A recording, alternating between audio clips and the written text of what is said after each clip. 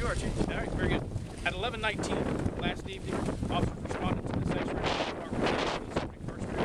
They responded to an HQ call to a wanted subject who was in the apartment complex. This particular call was the second call of the evening in less than an hour to the very same apartment complex on the same subject. The first call did not result in that subject being found or located in the apartment complex.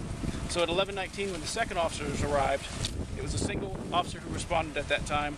He did locate the car mentioned in the call in the back of the apartment complex. The officer made contact with the subject who was in the driver's seat of the car. That subject did not cooperate with the officer, did not respond to directions from the officer, and a backup officer was called and responded to the scene. At the arrival of the backup officer, repeated attempts were continued to be made to make contact with the subject who continued to refuse to cooperate with the officer's directions to get out of the car and further identify himself. The car did match the description in the call of the wanted subject. At the time that the officers were at the car, one officer left the side of the car to go back to his car to get another piece of equipment. At that point in time, the driver of the car put the car in reverse, revved the engine, and backed the car up at the officer who was in his car, which was directly behind the subject's car. The officer who was still at the side of the car, seeing the threat that the subject made with the car, fired shots from his service firearm. It struck the subject. The subject was transported from the scene here to Shands Hospital with life-threatening injuries. The officers involved in this, Officer Rudy Bueno and Officer Brian Kremler. The subject has been identified as a Carl I. Ward. He's a black male, 35 years old.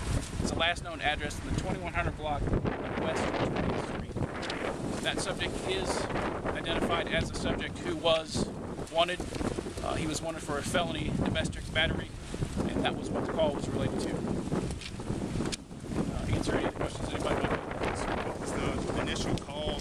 Was that someone calling 911 in relation to another crime they suspected being committed? Or? No, that was actually the first call that we received from the subject was actually about him, about the same vehicle in the apartment complex, advising that the subject was wanted. So this is the same subject that the second call was received about. Gotcha.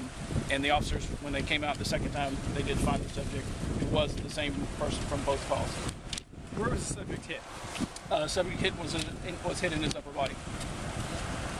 Did he have any weapons in the car or anything like that? Was there anything in the car? He was using the vehicle as a weapon. Sure. That, again, the officer used deadly force in protecting the other officer with that very large vehicle.